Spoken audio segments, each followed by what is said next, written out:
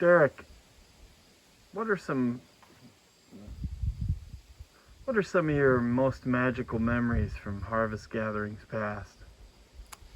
I'll start with one. We're at the higher fire down here, probably a Friday or Saturday night, probably 4 or 5 years ago.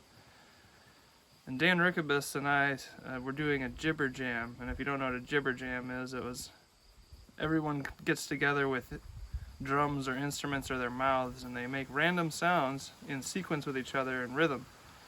So we get about 20 to 25 people together, and everyone's just boompa taka, ticka ticka baka ticka baka ticka, and just getting really into it. And it was such a intense moment and so in tune and just so rhythmic that I just started tearing up and crying, just tears just everywhere, tears on the ground, tears on my face. And I just started chanting, and I love you, and I love you, and I love you, and I love you. And everyone starts chanting, I love you, and I love you. And 30 people are chanting, I love you around this fire. 40 people are chanting, I love you around this fire. And I just more tears are coming down my face. And I just knew that this place has such an entity for love and such a encompassing vibe. I was going to be here every year and in the meantimes, whenever I could. Beautiful. Thank you for sharing. Yeah. Jibber jam. Jibber jams. How do you describe organizing the feat of feeding 500 people per meal out of one small kitchen using farm fresh food? Well, you got to start early. When people are planting food, you got to say, hey, how do you feel about planting a little extra food this year? We've got some organic food needs to feed all these people at this festival. And if we're going to feed, say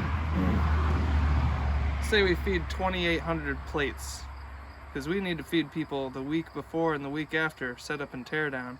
So we're feeding about 25 to 3,000 meals. We got to have everything ready.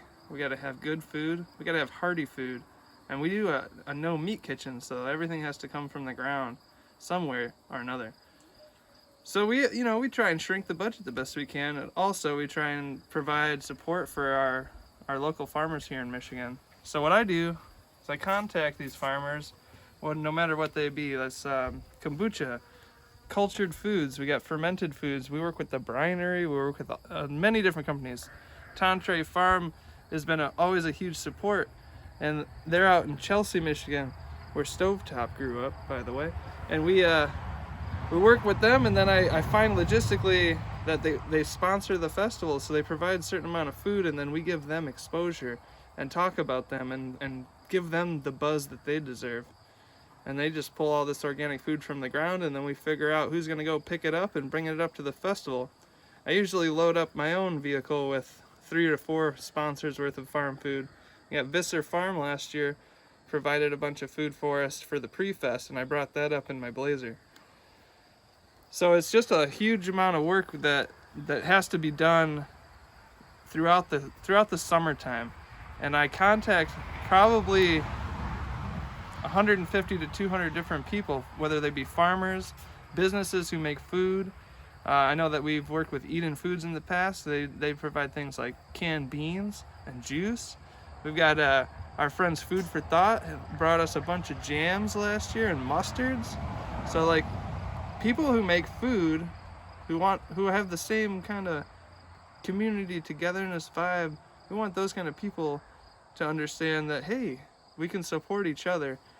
And then their farms and their businesses get that exposure because people here eat the food, and then we announce it on stage as like, hey, guess what? We just got this really tasty, awesome cider from Understory Orchards out of Bangor, Michigan. It's like, hey, the People's Food Co-op in Kalamazoo. We got all these different companies. So if you are a person that wants to support this beautiful festival and this gathering here, you can totally just hit me up. My name's Derek. We'd love to work with you.